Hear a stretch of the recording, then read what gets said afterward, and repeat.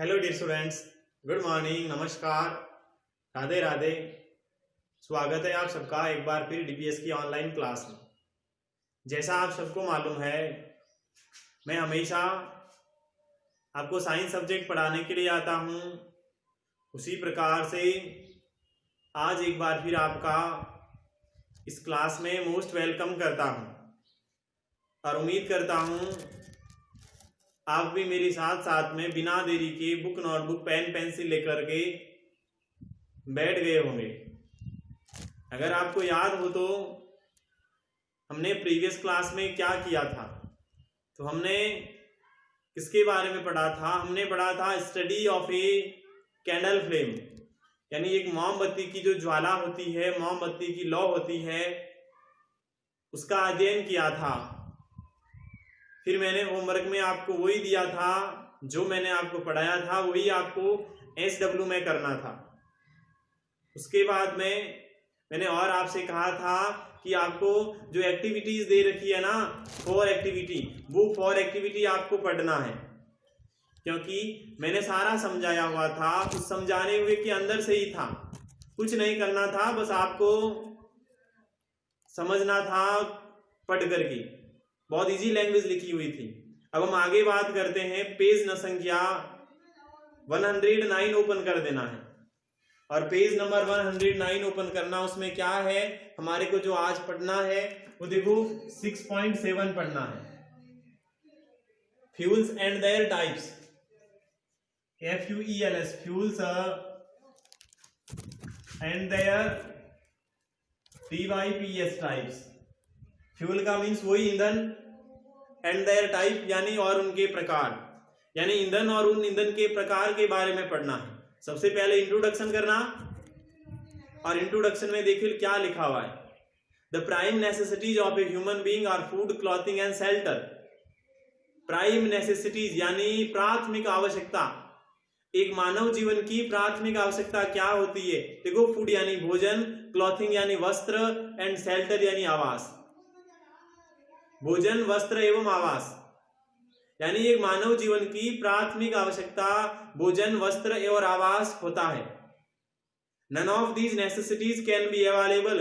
इसमें से अगर कोई भी आवश्यकता उपलब्ध मानव को नहीं होती है, unless we have heat energy to cook our food. इसके लिए उसको क्या चाहिए? उसके भोजन को पकाने के लिए उष्मा ऊर्जा चाहिए। मानव को अगर भोजन बनाना है, अपना खाना बनाना है, तो उसके लिए क्या चाहिए? उसको एनर्जी चाहिए, ऊर्जा चाहिए उसको, and other kinds of energy to run machines for manufacturing articles of clothing and shelter. यानी क्लोथिंग के लिए एंड द शेल्टर के लिए उसको मैन्युफैक्चरिंग आर्टिकल्स यानी बनी हुई जो वस्तुएं उसको प्राप्त होती है, उसके लिए उसको बनाने के लिए मशीन चाहिए, और मशीनों को चलाने के लिए भी अलग अलग प्रकार की ऊर्जा चाहिए। बिना एनर्जी के तो मशीन भी नहीं चलती है, तो उसको चलाने के लिए भी ऊर्जा चाहिए। अब लिखा हुआ fuel, any substance which is easily available and burns in air at a moderate rate, producing a large amount of heat energy without leaving behind any undesirable residue, is called a fuel।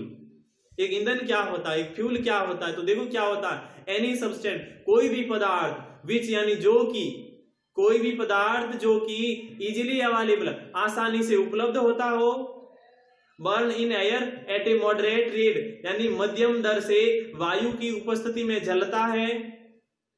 कोई भी ऐसा पदार्थ जो कि आसानी से उपलब्ध हो और मध्यम दर से वायु में जलता हो।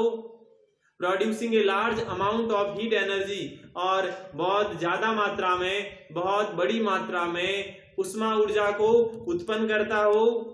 Without leaving behind any undesirable residue, यानी कि बिना किसी अवांछित अवशेष को छोड़ते हुए, बिना किसी अवशेष को, यानी पीछे कोई रेजिड्यू नहीं बचनी चाहिए। जैसे हम लकड़ी जलाते हैं, तो लकड़ी जलाते तो क्या होता है, पीछे बेटा राख बनती है, उसका कोयला बनता है, उससे धुआं निकलता है। ऐसा नहीं होना चाहिए। एक फ्यूल उसको कहेंगे, अच्छे फ्यूल उसको कहेंगे जिसे कोई रेजिड्यू पीछे नहीं निकलनी चाहिए। उसके पीछे क्या नहीं निकलनी चाहिए, रेजिड्यू उसके पीछे नहीं निकलनी चाहिए। ऐसा कोई फ्यूल होना चाहिए, ऐसा फ्यूल होना चाहिए जिसे कोई अवशेष बाहर नहीं निकल। जैसे हमारे घरों में एलपीजी गैस स्टोव होता है, उसमें बेटा थोड़ी निकलता, उसे धुआं भी नहीं होता है, उसे हमारे को राख भी नहीं मिलती है, तो वो एक अच्छा फ्यूल होता है। फिर देखो कैलोरीफिक वैल्यू दे रखी है फ्यूल की, यानी उसका कैलोरी युक्त मान होता है कि फ्यूल का।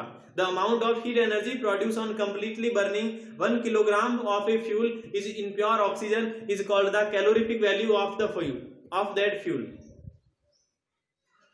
यानी ईंधन किसको कहा जाता है? तो ईंधन कहा जाता है the amount of heat energy produced on completely burning, यानी पूरा जलाने पर उससे जो उष्मा प्राप्त उष्मा ऊर्जा की मात्रा होती है, किसी भी ईंधन के पूरा जलने पर उसकी जो उष्मा ऊर्जा मुक्त होती है 1 किलोग्राम ऑफ ए फ्यूल, यानी 1 किलोग्राम पर फ्यूल की in pure oxygen is called, उसकी जो प्योर ऑक्सीजन होती है, शुद्ध ऑक्सीजन की मात्रा होती है, वह उस फ्यूल का कैलोरीफिक मान कहलाता है, वह उस फ्यूल का कैलोरी युक्त मान कहलाता है। तो मेरी बात समझ में आई आपको? कैलोरीफिक वैल्यू किसे कहते हैं? कैलोरीफिक वैल्यू कहते हैं शुद्ध ऑक्सीजन में एक ईंधन का 1 किलोग्राम जलने पर उससे जो भी हीट एनर्जी प्रोड्यूस होती है उसको कहा जाता है कैलोरीफिक वैल्यू कहा जाता है उस ईंधन की। इस प्रकार a fuel which produce more heat energy per kilogram is said to have a high calorific value. इस प्रकार हम क्या कह सकते हैं, यदि कोई ईंधन पर किलोग्राम ज्यादा उष्मा को उत्पन्न करता है तो उसका कैलोरीफिक मान उच्च होता है, ज्यादा होता है। As a matter of fact, more is the calorific value of a fuel, more is the efficiency of the fuel. इस बात का तथ्य है कि अगर किसी भी फ्यूल का कैलोरीफिक वैल्यू ज्यादा होती है तब उस फ्यूल की एफिशिएंसी भी ज्यादा होती है। उस फ्यूल की क्या होती है? ज्यादा एफिशिएंसी भी उस फ्यूल की ज्यादा होती है। अगर कोई फ्यूल का कैलोरीफिक वैल्यू ज्यादा है तो कैलोरीफिक वैल्यू ज्यादा है तो इसका मतलब उसके काम करने की क्षमता, एफिशिएंसी क्या होता है? कार्य क्षमता होता है। उस ईंधन के काम करने की क्षमता वो भी ज्यादा होती है। The calorific value of the fuel is expressed in kilo joule पर किलोग्राम, और उसको किससे दर्शाया जाता है? यानी उसकी इकाई क्या होती है? किलो जूल पर किलोग्राम होती है। The calorific value of common solids, इसके अलावा एंड कॉमन लिक्विड्स, मैं क्या बात कर रहा हूं? मैं आपको कह रहा हूं कि अगर कोई भी फ्यूल का कैलोरीफिक वैल्यू अगर ज्यादा है तो इसका मतलब क्या हुआ कि उसकी कार्य क्षमता अच्छी है। तो हम उसको किस से अभिव्यक्त करते हैं, यानी उसकी यूनिट क्या होती है, इकाई क्या होती है कैलोरीफिक वैल्यू की? वो होती है जूल, किलो जूल पर kilogram. The calorific value of common solids liquid and gases fuel is given below, और नीचे दी गई है कोई भी जो साधारण से सॉलिड, लिक्विड या गैस जो ईंधन है उसकी कैलोरीफिक वैल्यू दे रखी है। कैलोरीफिक वैल्यू सॉलिड फ्यूल की दे रखी है, जो काऊ डंग केक होता है उसकी होती है 6000 से 8000 किलो जूल पर किलोग्राम, लकड़ी की होती है 17000 से 22000, कोयले की होती है 25000 से 33000। उसके बाद में लिक्विड में दे रखा पेट्रोल का 45000, केरोसिन का भी 45 और डीजल का भी 45000। फिर दे रखी है गैसेज फ्यूल की मिथेन की दे रखी है 50,000, और ब्यूटेन एलपीजी इसकी भी दे रखी है 50,000। इसकी भी कितनी दे रखी है?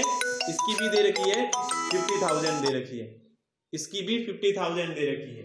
यानी देखो मैंने अभी कहा था जो जिसकी कैलोरीफिक वैल्यू अच्छी ज्यादा होती है ना वो अच्छा ईंधन होता है। तो देखो एक तो हम लकड़ी जलाते हैं या हम काऊ डंग जलाते हैं, हमारे घरों में जलाते ही नहीं जलाते काऊ डंग, जिसको हम क्या कहते हैं हमारी लैंग्वेज में आप सबको पता है। गायों का गोबर, भैंस का गोबर जलाते कि नहीं जलाते हैं, उसको काऊ डंग केक कहते हैं।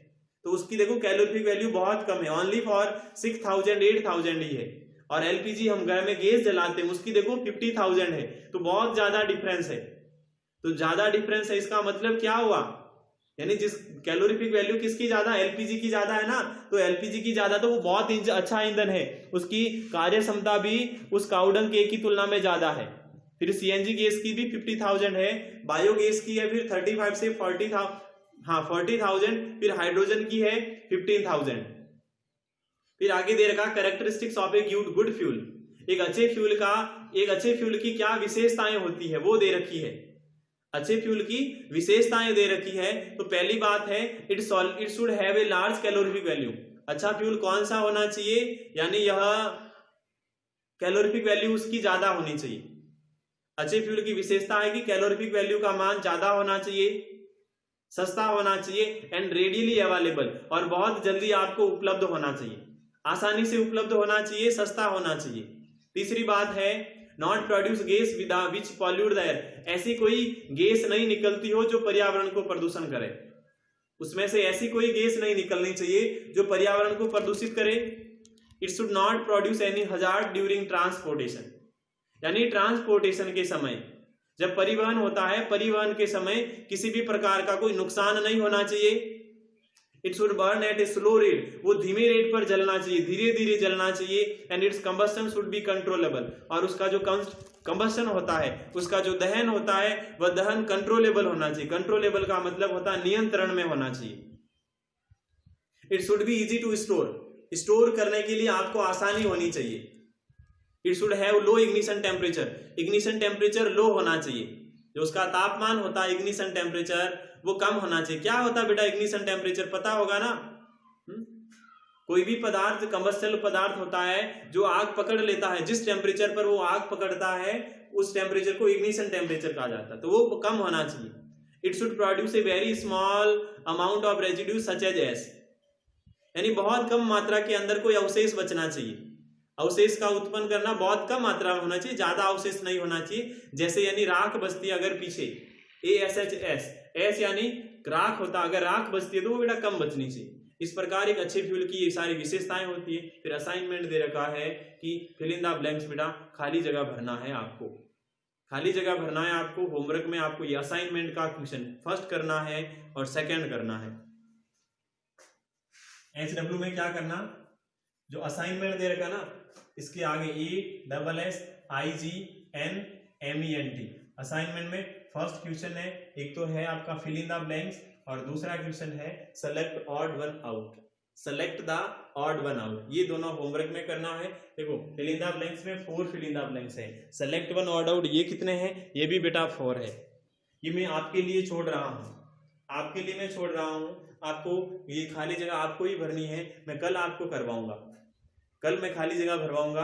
और खाली जगह का जो आंसर है ना वो नंबर डाल के आपको कमेंट बॉक्स में कमेंट करना है।